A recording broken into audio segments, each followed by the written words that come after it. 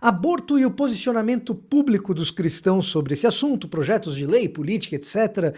Eu fiquei bastante relutante de gravar esse vídeo porque toca num assunto delicado, complexo, e não por ser delicado no sentido de tomar um posicionamento, vai ficar em cima do muro, não é esse ponto, é porque envolve questões sobre as quais eu não tenho expertise.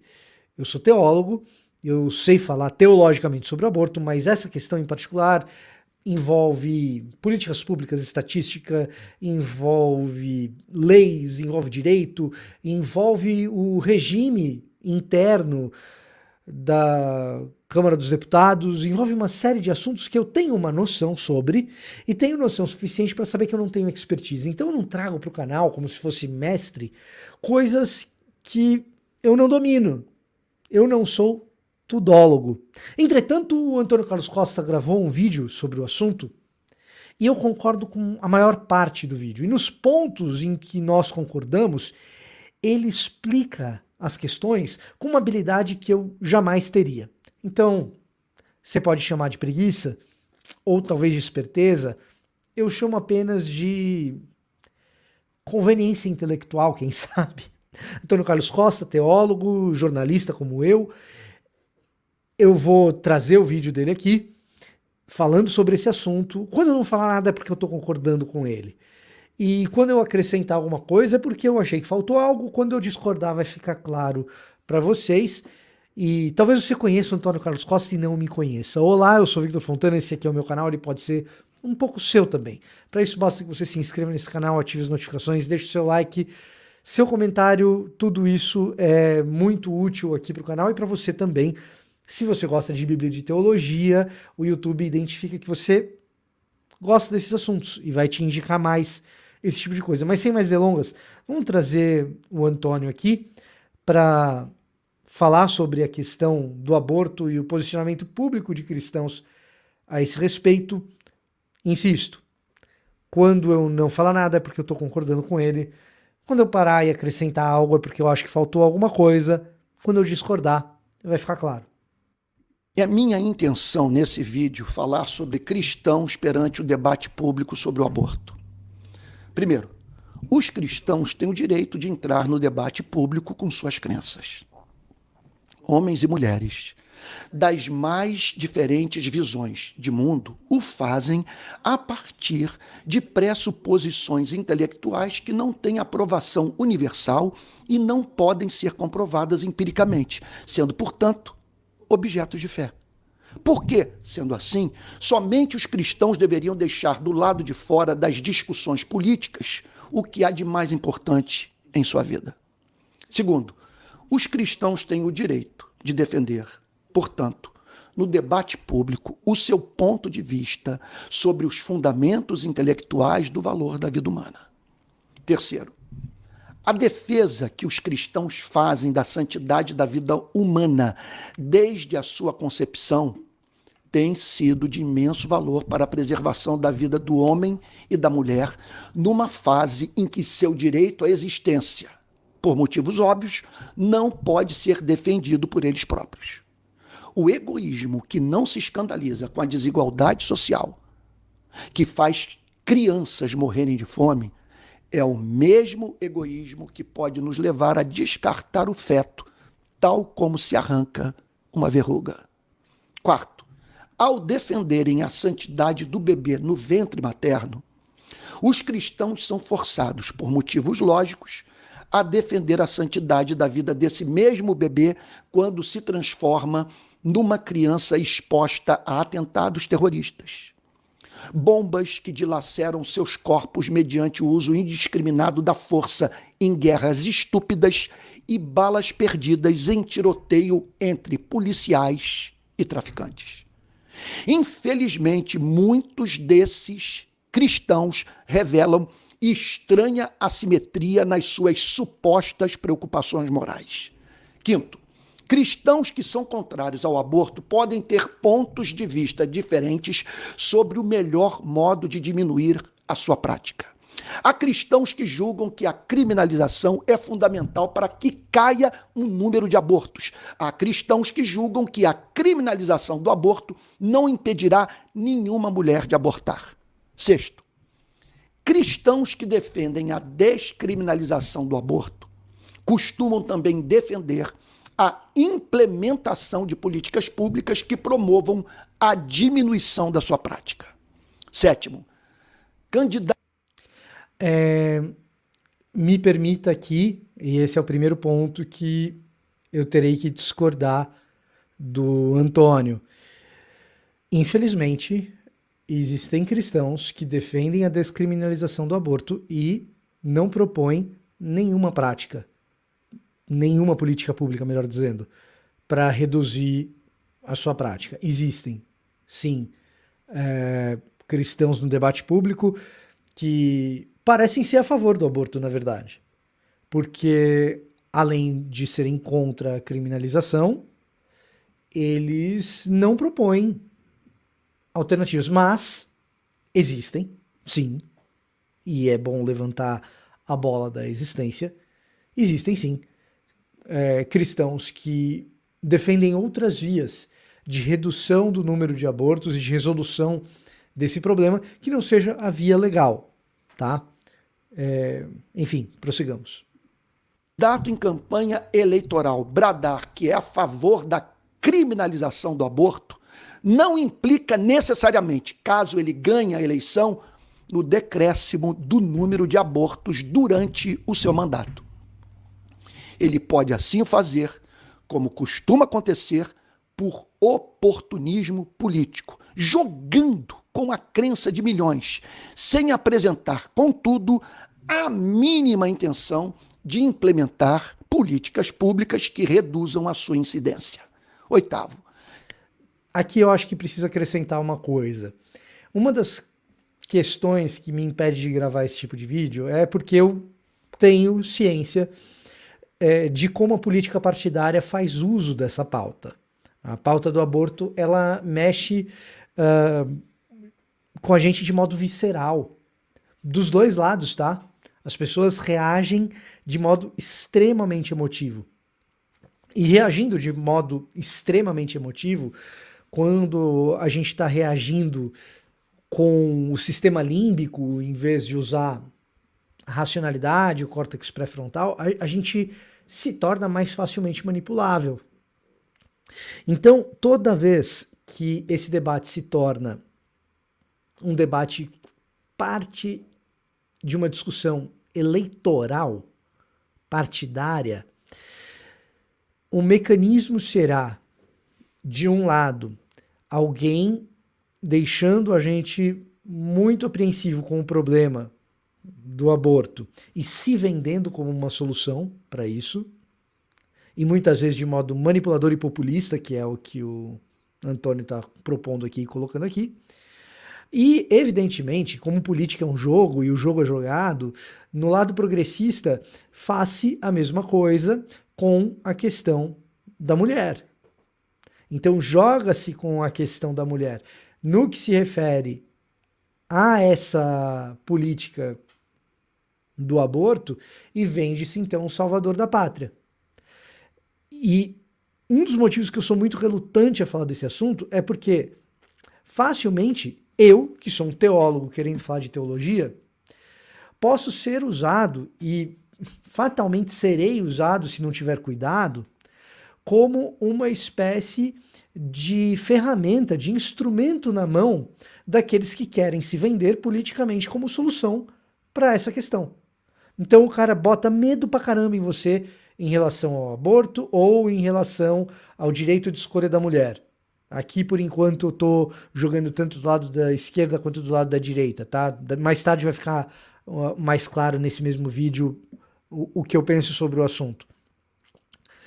Mas eu fazendo vídeo, eu escrevendo, eu me colocando no papel de alguém que tem uma posição muito forte a esse respeito, facilmente eu posso ser usado pelo político que só quer o voto. E que na prática não propõe nem faz absolutamente nada durante o seu mandato para endereçar a questão com políticas públicas certas e sérias, tá? Eu não quero ser instrumento. nem de um lado nem de outro. Embora eu tenha uma posição clara a esse respeito, a respeito dessa questão, em particular do aborto, eu não quero ser usado como instrumento. E fatalmente é isso que acaba acontecendo. Então, o Antônio, ele tá muito certo nesse ponto aqui, mas eu acho que precisava a gente falar um pouquinho mais dele. Precisava a gente esclarecer que isso acontece. O cara quer você bravo, ele quer você visceral, ele quer você irado, porque irado é mais fácil de te manipular. Olha que absurdo! E quando a gente tá nesse estágio, qualquer um de nós, no olha que absurdo, a gente vira massa de manobra mais fácil. E o que eu não quero é produzir teologia para ser massa de manobra de político de qualquer espectro, seja de esquerda ou de direita. Cristãos que consideram o aborto pecado digno de criminalização precisam explicar as razões pelas quais não defendem também a criminalização de outras práticas que consideram pecaminosas, tais como o divórcio, o adultério, a prostituição, a idolatria, a disseminação de heresias, a profanação do nome santo de Deus. E aqui é talvez o ponto em que eu acho que o Antônio traz uma elasticidade conceitual que me desagrada. E eu vou explicar o que eu estou querendo dizer com isso. Todos os pecados que ele mencionou que não são crime e o cristão que defende a criminalização do aborto não está falando de criminalizar, por exemplo, a disseminação de heresias, ele não está falando porque nenhum desses pecados é assassinato. A lógica, e eu tenho impressão que o Antônio sabe disso, tá? Mas a lógica que existe na ideia de criminalização do aborto é porque a gente considera assassinato crime. E considerando a vida no ventre vida, ao tirá-la, isso é crime. Tá? E ao que me parece, o Antônio veio aqui pontuando muito bem que cristãos têm o direito de pensar como cristãos, participar do espaço público, do debate público como cristãos, e como cristãos entendem que a vida no ventre precisa ser defendida. Ora, se é vida, quando você tira essa vida, é o quê? É homicídio, é assassinato. E por isso se defende que seja considerado crime. Essa é a lógica. E eu acho que é uma lógica muito bem explicada por quem faz esse debate de modo sério, sem o populismo que o Antônio Carlos Costa corretamente denunciou, tá? Mas para quem faz esse debate de um ponto de vista sério, eu acho que isso é bem colocado. Enquanto a crítica que ele fez anteriormente, eu acho que é uma crítica bastante pertinente, essa daqui acho que não tanto. Aquela crítica que diz o seguinte, se você defende a vida no ventre, tem que defender depois que nasce também. Então é hipocrisia defender a vida no ventre e depois não defender diante de massacres, diante de políticas públicas que são políticas públicas que levam ao assassínio e ao morticínio, etc. Aquela eu acho uma crítica válida. Essa aqui eu já acho de uma elasticidade exagerada. Nono, é nauseante ver políticos profissionais, cristãos e não cristãos, usarem politicamente tema tão caro para o todo da sociedade. Monstros. Enquanto ignoram o drama de milhões de mulheres que jamais viram o bebê que abortaram como verruga arrancada do seu corpo, tensionam, no fundo, criar constrangimento público dos seus adversários políticos, contrários à criminalização. Hipocrisia alimentada por marqueteiros cujo objetivo consiste em convencer o eleitorado de que eles são a referência nacional do compromisso com Deus, a família e a pátria. Eu disse que não ia interromper quando eu concordasse, mas eu quero dizer assim, irretocável. É isso aí mesmo. Político que pega uma pauta tão importante simplesmente para manobrar a massa é nauseante. A palavra está colocada perfeitamente no lugar. 10º e último lugar, são deslavadas injustiças chamar de fundamentalista todo aquele que defende a santidade do bebê que está para nascer, e de abortista quem é contra a criminalização do aborto. Eu sou solidário a ambos, sou contra o aborto e sou contra prender mulheres que o praticaram. Bom, aqui entra a minha última divergência com o Antônio Carlos. E se você quiser ficar um pouco mais tempo conosco aqui no vídeo, vai entrar também o meu lado um tanto pastoral diante desse tema. Resumindo o que o Carlos disse, o que o Antônio Carlos disse, liberdade para que o cristão entre no debate como cristão. Atenção com as hipocrisias. É isso mesmo.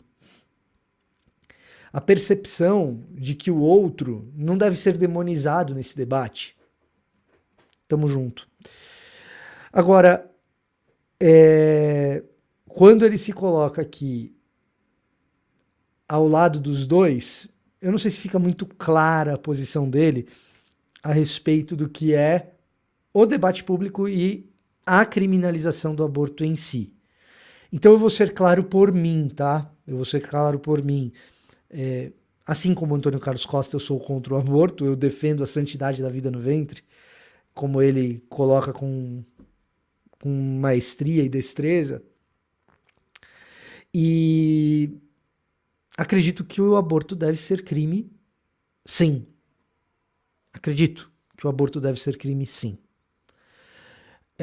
Nos moldes do que a legislação brasileira tem hoje. O aborto é crime, com alguns excludentes de licitude. Ponto. Por que assassinato? Agora, o uso dessa pauta como pauta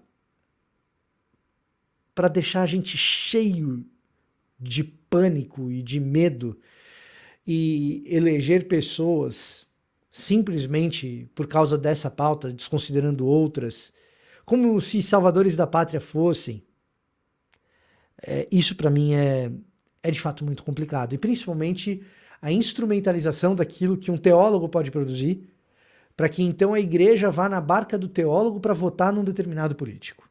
Como a gente está distante do período eleitoral nacional, a gente está próximo dos municipais, mas a questão do aborto não é uma questão municipal, eu me sinto mais à vontade para fazer esse vídeo e ter uma certa convicção de que não serei usado como instrumento.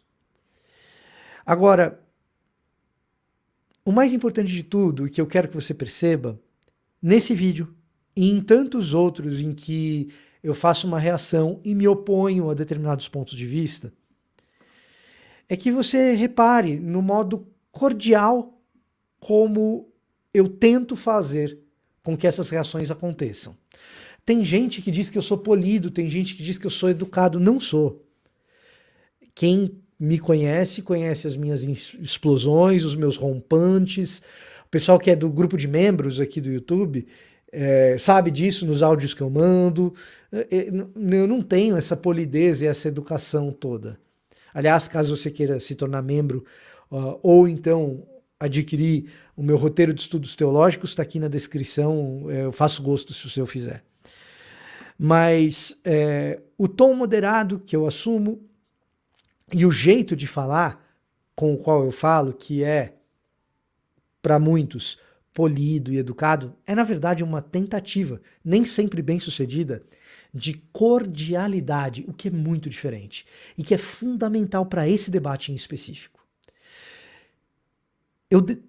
Eu discordo do Antônio Carlos da maneira como eu discordo, com racionalidade, com carinho e medindo muito bem as palavras, porque embora nunca tenha tido contato com ele, eu busco e procuro amá-lo.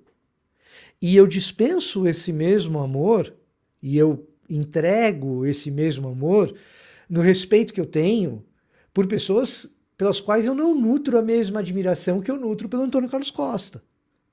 E esse carinho, esse amor se reflete em cordialidade. Nessa semana eu reagi a um vídeo do André Valadão, mas mais no passado, mas ainda recentemente, eu reagi a um vídeo da Sarah Shiva.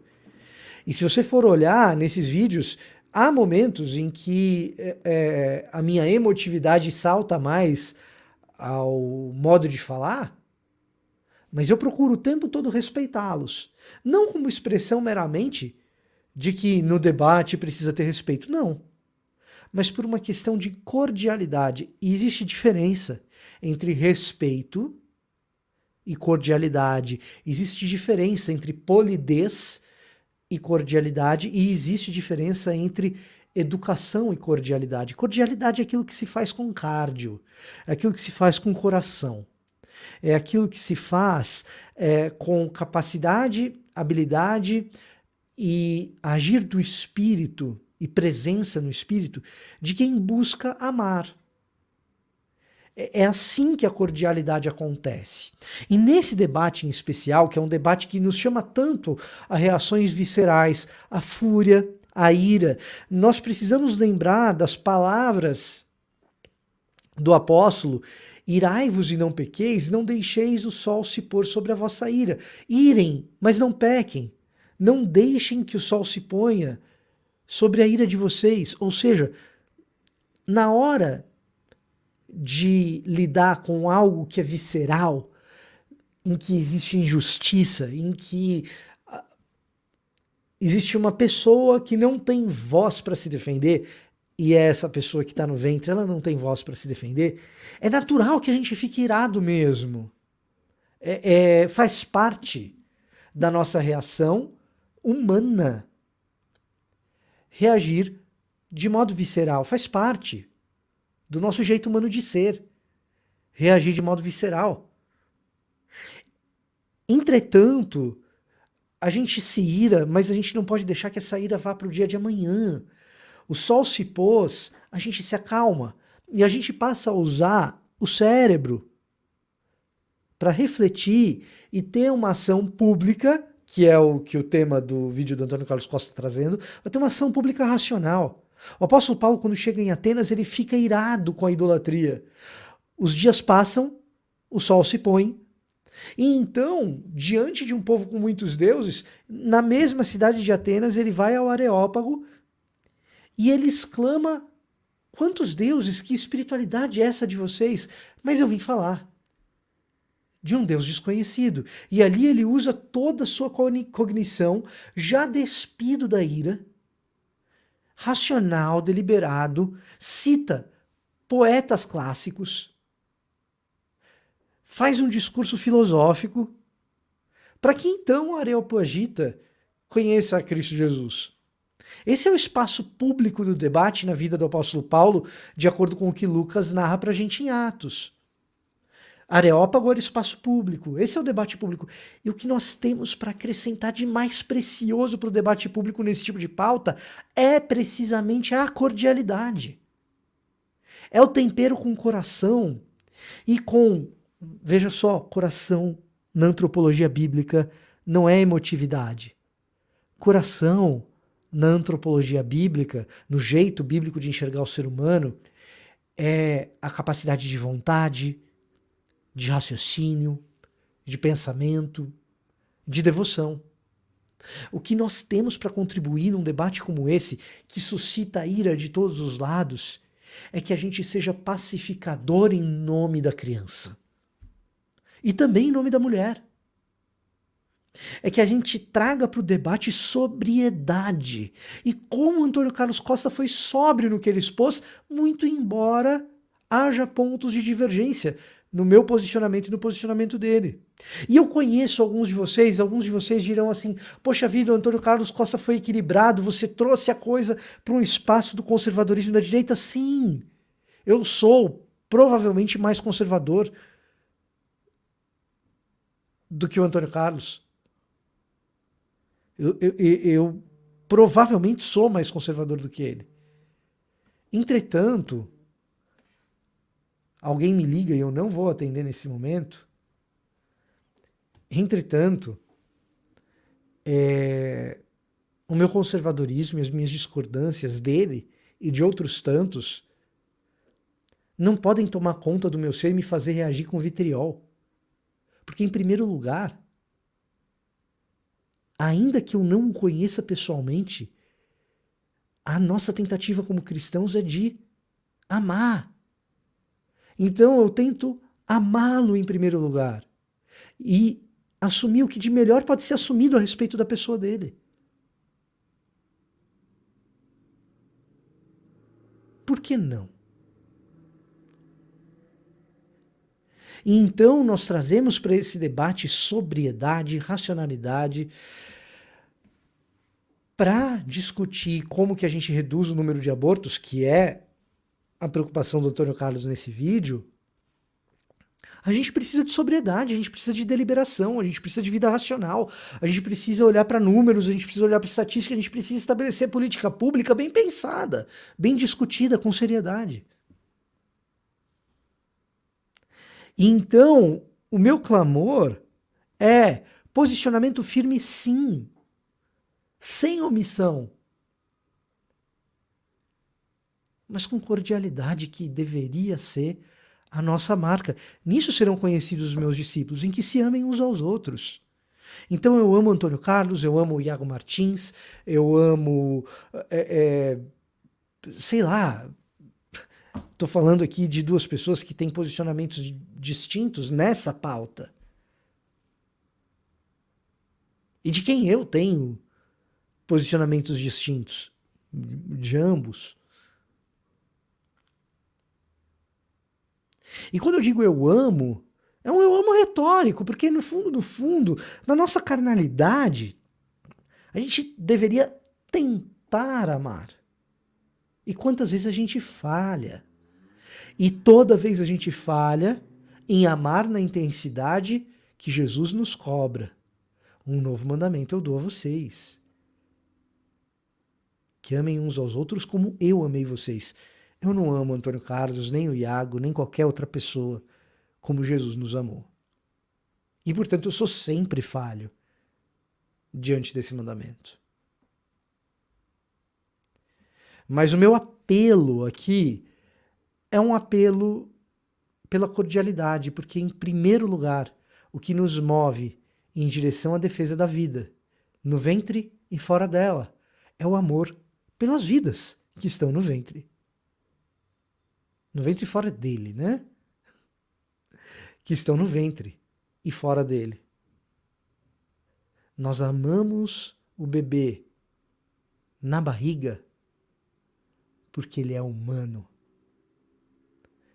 E o amor humaniza. Esse mesmo amor deveria humanizar os nossos rivais intelectuais, os nossos antagonistas políticos e principalmente, os nossos irmãos na fé.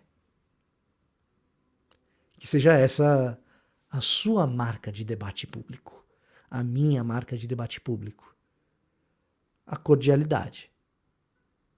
Cordialidade é muito mais do que respeito, cordialidade é muito mais do que polidez. Cordialidade é muito mais do que educação. Cordialidade é amor. Que Deus te abençoe. Se você gostou desse vídeo, deixa o seu like e o seu comentário. Não esquece de dar uma passadinha aqui na descrição, onde você encontra principalmente o link para o meu roteiro de estudos bíblicos. Quando você compra pelo preço de um livro, você tem um roteiro para saber quais os próximos livros comprar. Esse roteiro ele foi montado como uma tentativa de curadoria para melhorar a teologia de quem me segue, mas também como uma tentativa de ajudar quem está no seminário e precisa de mantenedores. Então, quando você compra esse roteiro, parte da receita vai diretamente para o sustento de gente que está estudando para fazer a teologia desse país um pouco melhor, gente que está lá no seminário Dando Duro. Esse era o meu recado para hoje, eu vou ficando por aqui. Até a próxima.